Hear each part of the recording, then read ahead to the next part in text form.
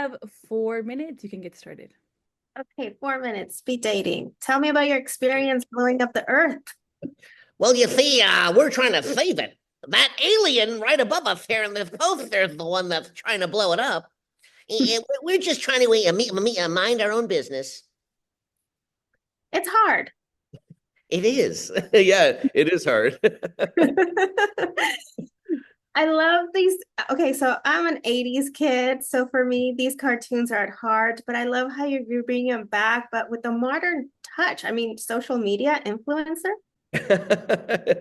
Yeah, that's hard to believe, isn't it? I mean, that's the best part about these characters and whoever is telling the story. Um, I've been able to be a part of this legacy, this franchise, the Looney Tunes, whether it's like a small commercial or a big feature film like this or a TV show. What's great about it is whoever's directing or telling the story always keeps these characters as we remember them, and it's just the world around them changes.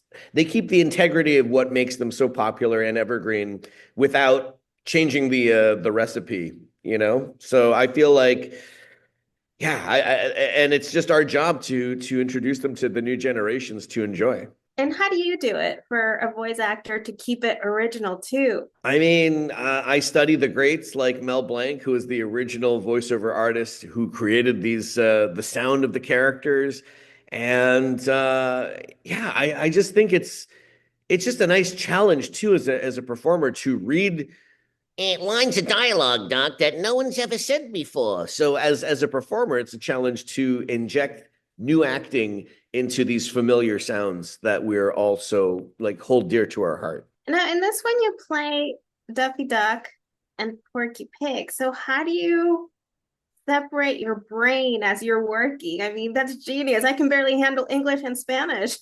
Well, you see, I live in Los Angeles and I sit in my car for about 8 hours a day in traffic. So these voices really help pass the time. Yeah, but I also have the help of these amazing directors like Pete Browngardt, who directed this movie.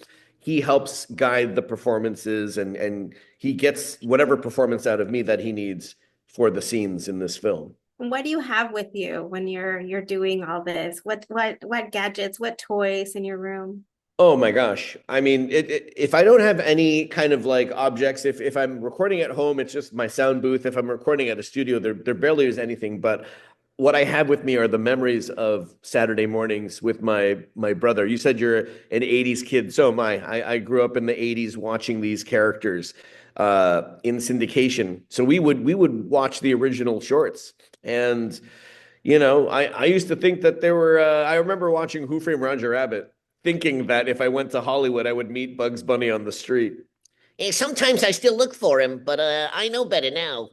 But yeah, it's the memories of me eating a big bowl of cereal, watching them on Saturday mornings. That is so true. The moment the sun came out, I was like, oh, the sun's out, cartoons.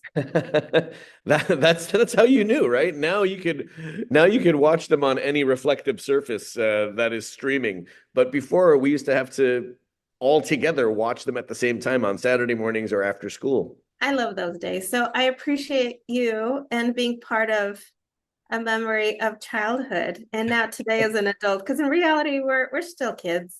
We're still kids. Yeah, I think so too. Well, thank you so much, Eric, and congratulations. Thank you. And that's all, folks. Bye-bye. Yeah.